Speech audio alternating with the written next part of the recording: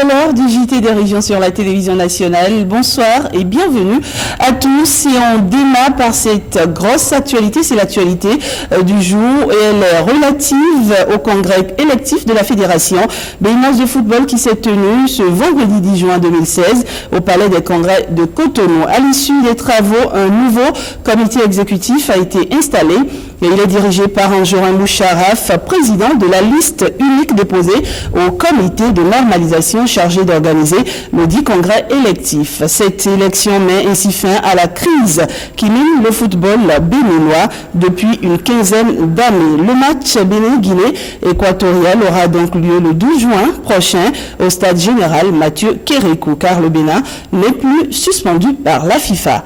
Et on rallie tout de suite la ville de Parakou où nous retrouvons Sylvain Savi pour les nouvelles du Nord. Bonjour Sylvain.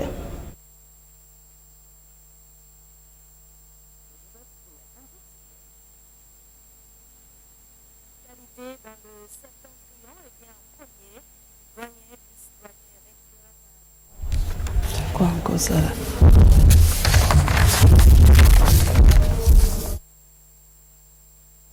Voilà quelques soucis de liaison avec l'antenne régionale de l'OETB. Parakou, toutes nos excuses, on poursuit le journal en attendant de retrouver, pourquoi pas, une fois encore, Sylvain Savi dans ce JT des régions. Eh bien, on s'intéresse à la première session du dialogue public-privé pour la promotion et le médicinal que Porto Novo est déjà en ligne. Nous allons donc retrouver Guillaume Avianou pour les nouvelles de Lomé et du Plateau. Ce vendredi, une délégation de la paroisse Sainte-Anne du diocèse de Porto Novo, du clergé catholique et plusieurs autres personnalités ont été reçues en audience par le président de la Cour suprême. Parmi celles-ci, Eric Hector Humpert, il est le directeur du FITEB, le Festival international du théâtre du Bénin. Nous le suivons à sa sortie d'audience. Je vais non seulement voir le président de la Cour suprême du Bénin, mais je vais aussi voir l'ancien ministre en charge de la culture, parce qu'il faut qu'on se le rappelle, M. Ousmane Batoko a été ministre de la culture dans ce pays et l'un des bons ministres qui ont aidé à la popularisation de la culture dans notre pays sous la Révolution. Et donc, en venant, c'était pour venir prendre ses conseils, parce que vous savez, je viens d'être il n'y a pas longtemps fait directeur du FITEB, du Festival international du Bénin. C'est une charge, il faut aller vers ces personnalités qui peuvent nous aider à avoir des conseils et à mieux conduire la tâche qui nous est confiée. Ensuite, échanger avec lui sur quelles possibilités nous pouvons avoir de partenariat, parce que la Cour suprême est quand même une des plus emblématiques institutions de notre pays. Et mon rêve est de suggérer que de plus en plus cette Cour suprême, qui a du personnel, qui a des juges, commence par recevoir, pourquoi pas, les spectacles, commence par recevoir des lectures scéniques, commence par recevoir des activités qui cumulent le ludique et l'instructif. Et donc ce sont autant de buts que j'ai visé en venant voir le président et j'ai été suffisamment satisfait, j'ai été nourri et je ne peux que dire merci.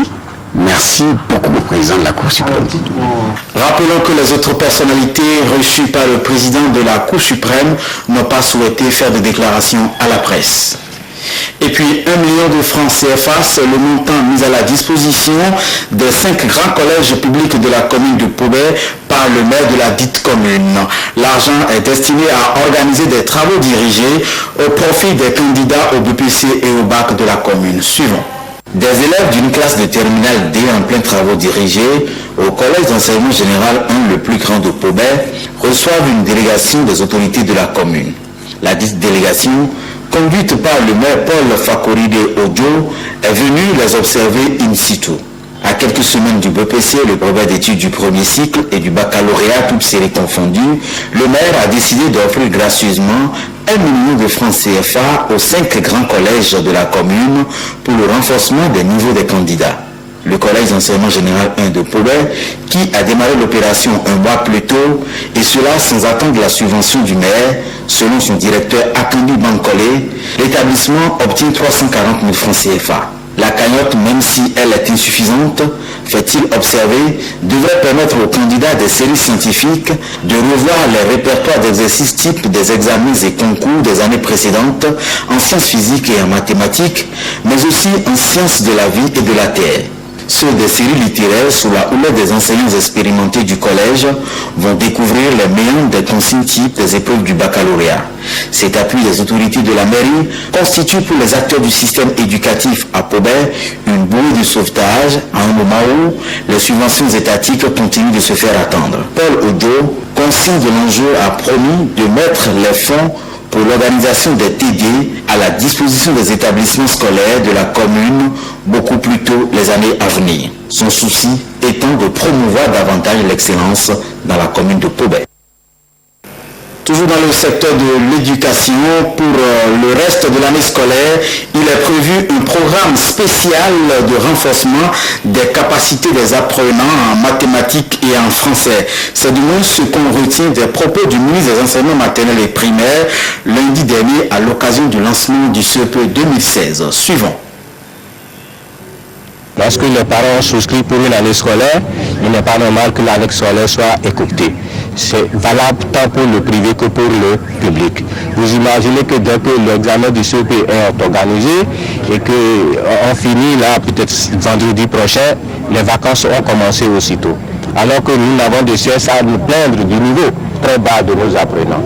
Alors nous avons voulu commencer par rompre avec cette sale habitude cette année, ce qui fait que nous avons pris des dispositions pour que même les candidats qui passent leur examen aujourd'hui, quand ils auraient fini vendredi prochain, le lundi, à partir du lundi 13 juin 2016, ils doivent retourner encore à l'école. Parce que ce n'est pas encore les vacances. Et même si avec les enseignants, ils ont exécuté à 100% les programmes d'études comme ils le prétendent, nous avons mis en place pour eux un programme spécial pour renforcer leurs capacités en français et en mathématiques, avec un emploi du temps également spécial, et ceci du CM2 au CI. Donc à partir du lundi prochain, si vous allez dans nos écoles publiques comme privées, vous retrouverez les écoliers du CM2, ceux qui font leur examen à partir d'aujourd'hui. Et pendant un mois, ils vont encore travailler, et s'ils réussissent massivement au CEP comme nous le souhaitons, quand ils vont intégrer la classe du 6e à la rentrée prochaine, nos collègues professeurs là-bas vont commencer par se plaindre de moins en moins de leur niveau. Un mot de santé dans cette intervention depuis Porto Novo. Réunion ce jeudi des acteurs des 5 zones sanitaires de Lomé Plateau. C'est une rencontre d'échange et de validation des résultats du financement basé sur les résultats. Cela s'est déroulé à la direction départementale de la santé Lomé Plateau. Suivons le reportage de Olive Ousoué. Représentant des 5 zones sanitaires des départements de Lomé Plateau à la direction départementale de la santé à Porto Novo pour la réunion d'échange et de validation des résultats FBR, financement basé sur les résultats. C'est une rencontre trimestrielle qui évalue les performances des zones sanitaires des 2 départements. Elle est initiée dans le cadre du projet de renforcement du système de santé au Bénin. Merci, féliciter l'équipe de PASS, l'AT et son médecin coordonnateur qui nous ont montré que malgré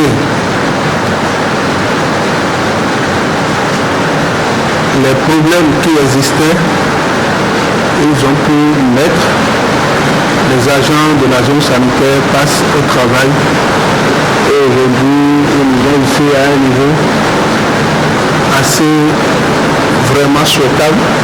Cette plateforme d'échange constitue un créneau pour le renforcement des capacités des acteurs du secteur de la santé et un cadre d'émulation mutuelle. Il n'est plus à démontrer que le FBR est une opportunité pour tirer notre système sanitaire vers des lendemains meilleurs pour la responsabilisation des acteurs au niveau opérationnel. Les travaux de cet atelier d'échange et de validation des résultats FBR vont durer 2 jours. Ils doivent favoriser l'amélioration des performances des zones sanitaires de Lomé Plateau. Voilà, mesdames, messieurs, c'est l'essentiel des nouvelles à retenir pour le compte des départements de Lomé et du Plateau de ce vendredi. Merci de nous avoir suivis. Excellent vendredi à vous, Guillaume Viano. Et on tente à nouveau d'entrer en contact avec Silver Savy de Paracou, de l'antenne régionale de l'OETB à Paracou. Silver, c'est à vous.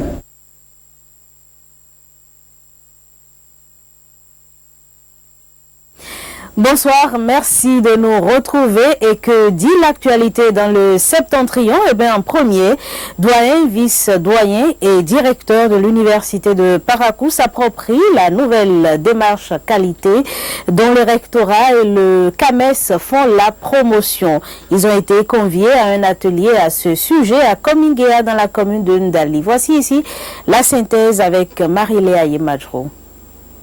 À travers cette initiative, le rectorat et la cellule d'assurance qualité interne souhaitent rendre l'université de Paracou compétitive, mais aussi la conformer aux exigences qualité du CAMES, le Conseil africain et malgache pour l'enseignement supérieur.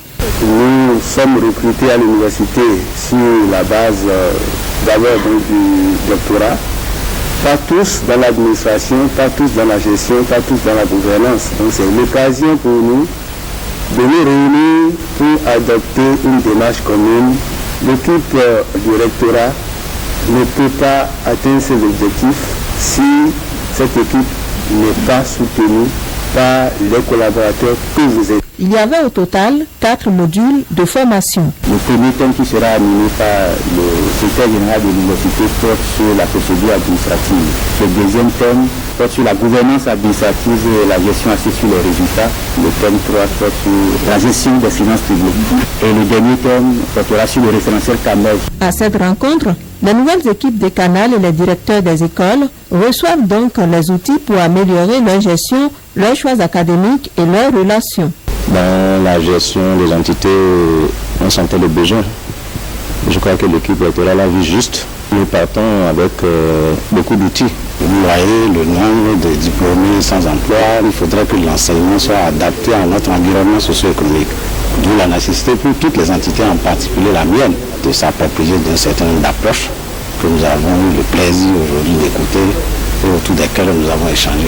Depuis Komingea, les autorités de l'université renouvellent leur engagement pour la promotion continue de la qualité et de l'excellence et pour le rayonnement de l'institution d'enseignement supérieur public. Direction Kandi, ici on parle du forum des partenaires de la commune sur invitation du conseil communal, partenaires techniques et financiers, responsables des services déconcentrés de l'État et représentants de la société civile prennent part aux assises. C'est à la maison des jeunes de la localité. La commune de Kandi s'active pour un plan de développement communal en phase avec ses aspirations. Un plan qui va prendre en compte les exigences et les ambitions de développement local, mais aussi les orientations nationales et les objectifs de développement durable. Les élus locaux, avec à leur côté les acteurs au développement intervenant dans la commune, y réfléchissent. Le forum de ce jour revêt une importance capitale dans la mesure où il s'agit pour nous tous, de nous engager une fois encore dans l'élaboration et la mise en œuvre harmonieuse du plan de développement communal PDC.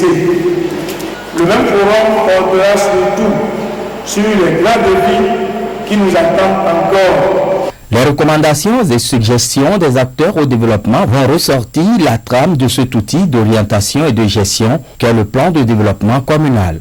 Je voudrais vous exhorter à mener des discussions franches et sans parti pris à travers des questions-réponses qui animeront les débats, pour des échanges fructueux afin de trouver les intrants pour booster le développement local et mettre la commune sur l'orbite de l'efficience et de l'efficacité des principes du partenariat gagnant-gagnant. Après maintes communications et débats, l'évaluation du forum accorde un satisfecit aux travaux menés. Le plan de développement de la commune est annoncé pour bientôt. Cette rencontre nous a permis de jeter les bases du développement de notre cité pour les 5 prochaines années. Les débats animés que nous avons eus, les échanges fructueux, nous permettront de mieux cerner la problématique du plan de développement communal de Kandi pour améliorer les conditions de vie de nos populations dans les 5 prochaines années. De la mise en œuvre des recommandations faites, Kandi est annoncé comme un pôle de développement avec un fort potentiel économique à l'horizon 2025. Et puis, synthèse de la tournée de sensibilisation et de mobilisation des producteurs de coton de la commune de Segbana. Après l'étape des arrondissements, les acteurs locaux de la filière se retrouvent pour une uniformité d'action. La rencontre a lieu au siège de l'Union communale des producteurs de coton de la localité. Compte rendu Aziz Alagwe et Alexis Kenom. Les 47 coopératives de la commune de Segbana échangent au siège de l'Union communale des producteurs de coton. Avec l'équipe d'encadrement du CARDER, ils veulent accorder leur point de vue après le passage de la mission mixte des membres de l'Agence interprofessionnelle de coton et du ministère de l'Agriculture. Une mission gouvernementale était dans l'ONU. On a fait des sensibilisations dans les 5 arrondissements de Segbana. Au cours de ces sensibilisations, on a eu des informations au niveau des producteurs. D'autres n'étaient pas là, mais on a voulu partager ça avec tous les secrétaires et puis tous les agents d'encadrement pour mettre chacun dans le bain de ce qui se passe actuellement par rapport à la filière coton. Des semis au paiement des fonds coton en passant par les modalités de commercialisation, toutes les questions en rapport à l'or blanc sont passées au peigne fin. Il y a eu des perturbations sur cette mise en place, là, surtout en ce qui concerne les semences coton. Ils ont posé des doléances, on va tout mettre en œuvre pour que la mise en place soit faite dans un délai normal. Des décisions qui ressortent de la rencontre, les représentants des associations de producteurs s'en réjouissent. Je suis heureux d'abord de voir l'équipe pour la clarification de la coton graine. Et par rapport à cette clarification, la population a vu l'importance du coton face à un gouvernement qui veut le coton. Il y a des gens animés de la bonne volonté qui veulent produire avec le meilleur et percevoir leur argent en espèces avec le CFA. Toutes les parties sont unanimes sur les conditions de relance de la filière coton. Elles promettent une prochaine commercialisation à la hauteur de leurs attentes. Dernier sujet de l'actualité, le jeûne musulman a démarré lundi dernier. Et selon les prescriptions islamiques, le mois de Ramadan est un moment de grande bénédiction. Pourquoi ce mois de Ramadan est spécialement appelé le mois de la récompense? Voici la réponse avec El Hadj Abdou Wahab Souma Naro. Il est le secrétaire général de la communauté musulmane du Bénin. Chaque bonne action que nous posons dans notre vie quotidienne est récompensée un certain nombre de fois dans l'au-delà. Mais le Ramadan est la meilleure occasion de poser les actes qui sont le mieux récompensés dans l'au-delà. Chaque bonne action posée pendant le Ramadan est récompensé 70 fois dans l'au-delà. Et plus nous posons de bons actes, plus la récompense est multipliée dans l'au-delà. Par récompense, qu'est-ce que nous entendons? On entend deux choses. La récompense dans l'au-delà efface nos péchés. La récompense dans l'au-delà ajoute à notre crédit dans le paradis. Lorsque nous avons beaucoup péché et que par la suite nous avons bien agi, la récompense dans l'au-delà commence par effacer nos péchés. Si nos bonnes actions ont mérité tellement de récompenses que nous avons effacé tous nos péchés et qu'il en reste, ce qui reste est un crédit pour le paradis. Dans la mesure où le mois de Ramadan est la période la plus bénie de l'année, la période où on espère les meilleures récompenses, Et voilà, ce sera donc tout pour les nouvelles du Septentrion. Merci de nous avoir reçus. Je vous remercie Sylvain Savy, passé un excellent après-midi. Voyons à présent en images et en son le compte-rendu de ce congrès électif de la Fédération béninoise de football qui s'est tenu ce jour vendredi 10 juin 2016 au Palais des Congrès de Cotonou. À l'issue donc des travaux, un nouveau bureau exécutif a été installé. Il est dirigé par Anjorin Moucharaf, président de la liste unique déposée au comité de normalisation chargé d'organiser le dit congrès électif. Cette élection vient ainsi mettre fin à la crise qui mine le football béninois depuis une quinzaine d'années. Le sujet est signé Gabriel Afouda. Le top du congrès électif est donné par Maître Paraïso, président du comité de normalisation, faisant office de comité exécutif de la Fédération béninoise de football. Après son mot de bienvenue, il lance un appel au comité exécutif qui va être installé à l'issue des travaux. Vous devez tendre la main à tout le monde, faire en sorte que le football béninois renaisse de ses cendres et que les intrigues se taisent. Vous en avez la lourde responsabilité. Je voudrais profiter de cette occasion pour remercier tous ceux qui ont, d'une manière ou d'une autre, de leur position, permis que ce congrès électif, cette assise, puisse se tenir. Je voudrais, sans discourir, en appeler une fois encore à la conscience citoyenne de chacun, pour que plus que jamais, notre football puisse sortir de ses cendres. Le représentant de la Fédération internationale de football association, le Congolais Constant Omari, en son nom et au nom de son collègue Sidi Diallo, représentant de la Confédération africaine de football, s'est adressé aux Béninois dans un langage de vérité.